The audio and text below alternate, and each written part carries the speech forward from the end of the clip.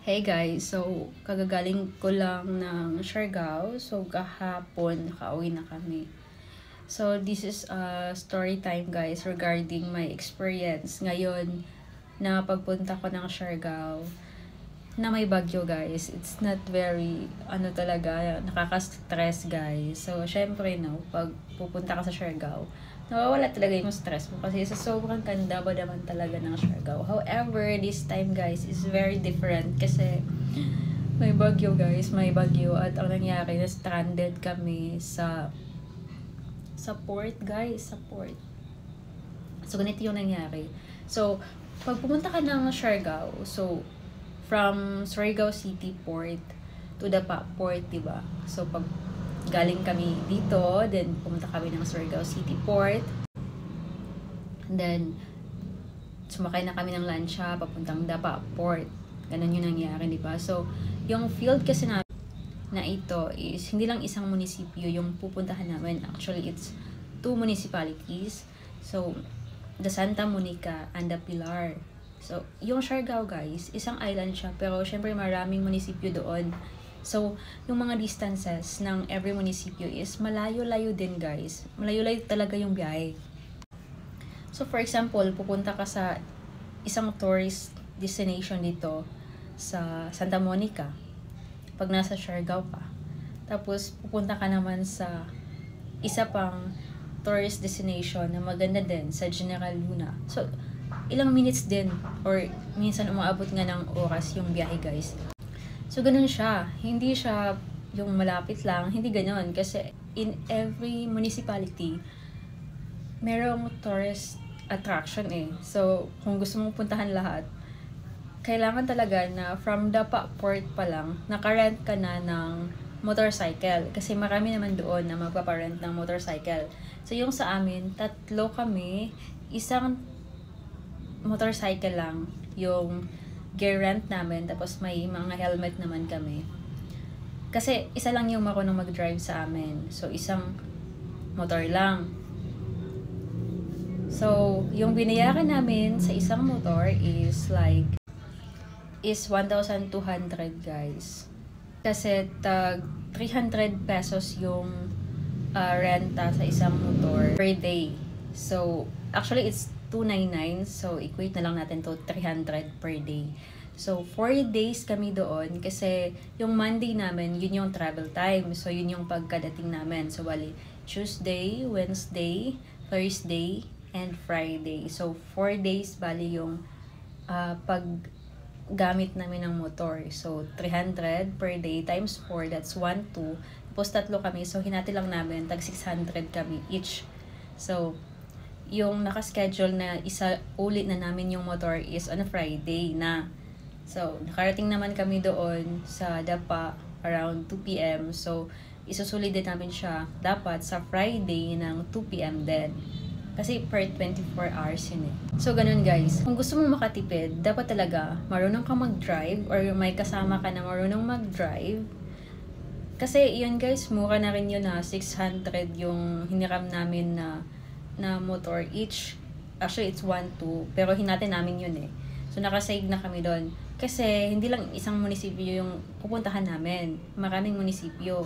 So, ang mangyayari guys, kung hindi ka marunong mag-drive or wala kang kasamang marunong mag-drive, malaki yung gagastusin mo. Kasi, mamasahe ka eh. Tapos, yung pamasahe doon guys, kung walang biyahe na, for example, yung multi-cab, yung jeep, walang ganun. Bali, may tricycle. Pero of course, from Dapa, tapos for example, gagala ka ng General Luna, ang layo nun guys.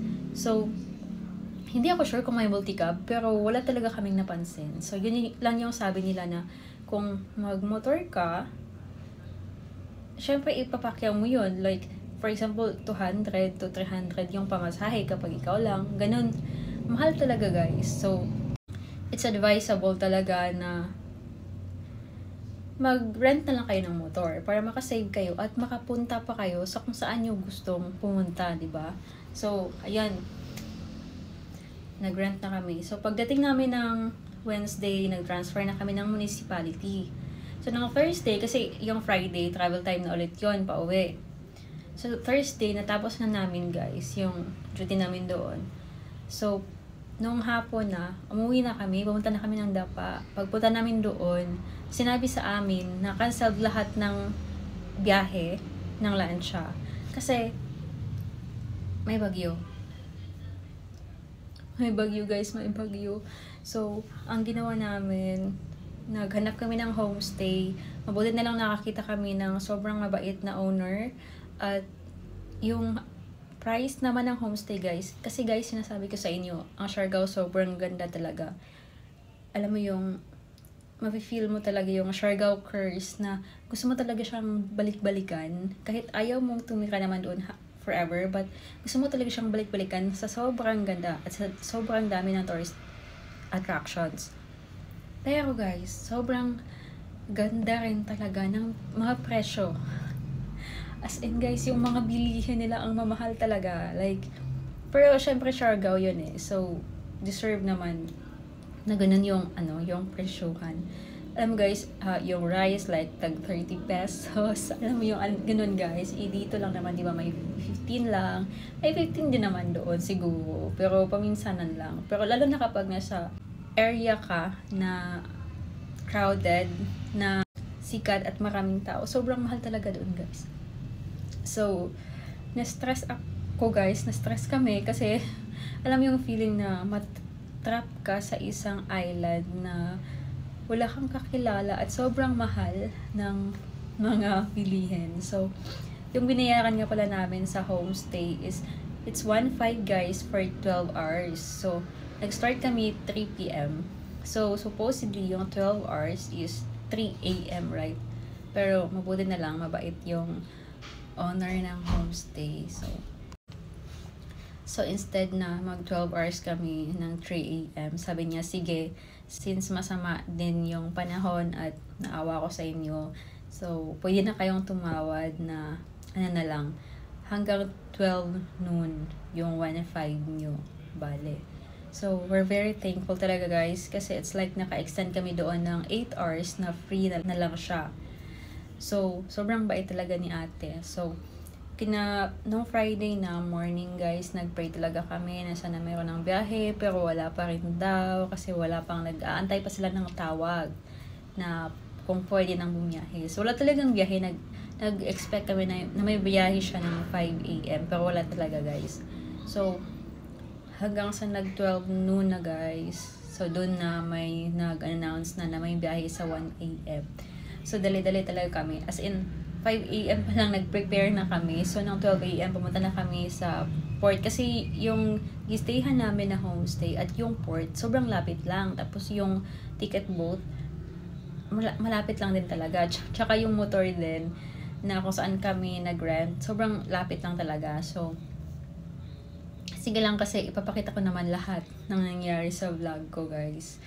So, sobrang na-stress ako, na-trauma ako doon guys kasi oh my gosh, na-trap tayo sa isang isla na wala tayong kakilala at sobrang mahal, ganun. So, but anyway, nakahabol kami sa 1 a.m. at sobrang pa guys, kasi last 2 tickets na lang nung kami ang nagpila. So talaga kami, pwede kahit isa na lang kasi 3 kami.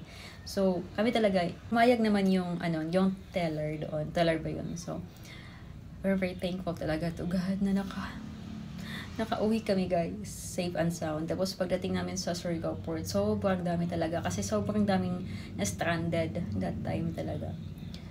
So